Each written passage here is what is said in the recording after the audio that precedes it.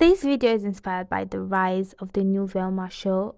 Although I'm not a big fan of the show, I'm definitely a big fan of Scooby-Doo, and I thought it'd be a good idea to analyze the character design of such iconic characters as a character designer. Before I continue on with today's video, I would just like to quickly introduce myself. My name is Eunice. I'm a freelance illustrator / designer, and this is my YouTube channel.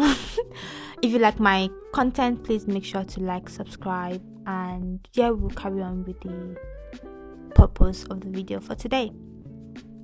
So the first thing I would like to talk about, as I'm looking at the characters as a whole, is to look at the hierarchy. And the first thing I noticed when I search for Google images of Scooby-Doo gang and Scooby-Doo friends, I realized that they are all main casts. They are in the same playing field. There is no side character amongst them. They are all as important as each other, even though Fred is the leader of the group, is no more important than Velma or Daphne or Scooby-Doo himself or even Shaggy. And these characters are very valuable on their own and very, very, very much valuable as groups of friends. And usually when there's an hierarchy in a group of cast, what tends to happen is you tend to see one character pushed back into the background and one character in the foreground or mid-ground. So if you want your characters to have the same hierarchy, you have to make sure that they're both in the foreground and they'll both have a presence in the poster. And I feel like the designers of the poster of Scooby-Doo are really great at making the characters look as important as each other. But that is not really character design, but I just wanted to get that out of the way. Same face syndrome. It's very, very easy to fall into the trap of making your characters look the same, especially if you're drawing anime characters. And Scooby-Doo is definitely not like that. They all have different faces, and I think they were able to combat this by using different techniques. And the first thing I noticed is the nose. I think a lot of the mistakes that anime art makes is not taking advantage of nose shape.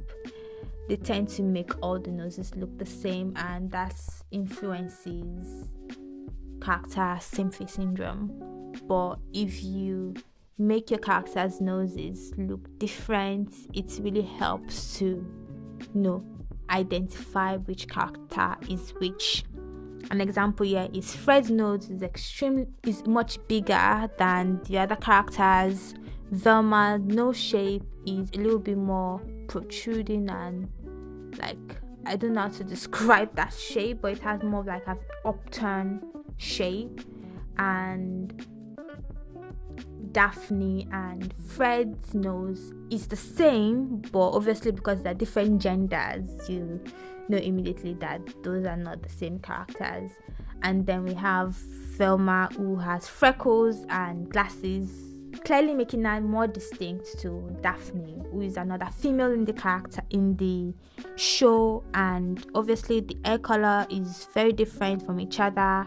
The lip shape, the lip color, things like that will help your characters to look different from each other. So I would advise you, as a character, if you're a character designer, that you should definitely take note of these things, because it will really help your characters to look different if you're struggling with same face syndrome. I think I struggle with same face syndrome quite sometimes, and I think having this note will really help me to combat this problem.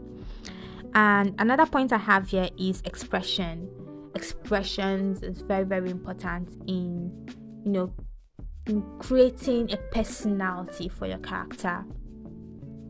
Shaggy and Scooby-Doo here have exaggerated expressions most of the time.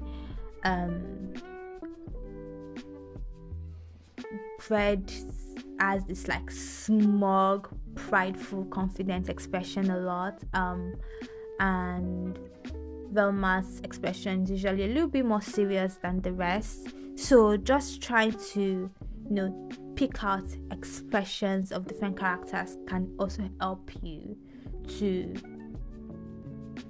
distinguish your character and to make your character stand out. And that's why it's very, very important as a character designer. You shouldn't give all your characters the same personality. It's very boring, and I think that's one of the biggest issues with the new Velma show. And another thing I noticed about iconic characters is they tend to keep the designs very simple. Like if you think about the most iconic characters in general, you think about let's say Pokemon, for example. Pikachu is a very simple character design, but is easily identified and can be easily drawn even without looking at a picture of Pikachu. And the same thing goes for Velma. Velma is known for a poofy, comfy jumper, very round shapes. Shapes are very simple. They have simple hairstyles, simple fashion style. Like everything is simple but very iconic and distinguishable. And I think what helps the designers to achieve this is they exaggerate the shapes a lot. So shape language is very, very important when it comes to creating characters. You need to be able to identify the characters even by their silhouettes.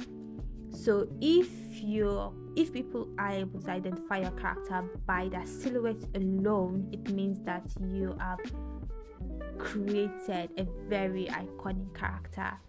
The costume, very, very important as well.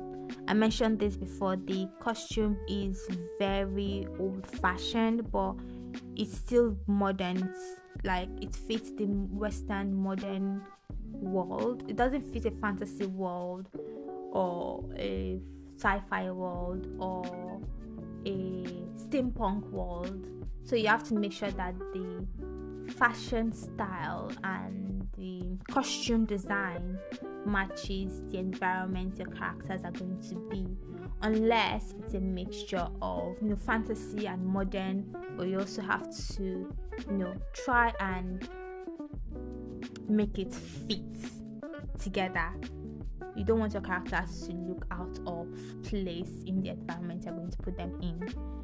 And yeah, that's the points I have for today. The colors are also very distinct. I feel like colors are very, very important in characters, in your character design.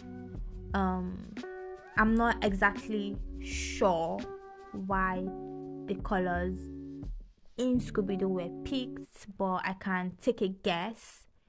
I would say for Daphne, for example, Daphne is a very fashionable character, so they give her bright hair.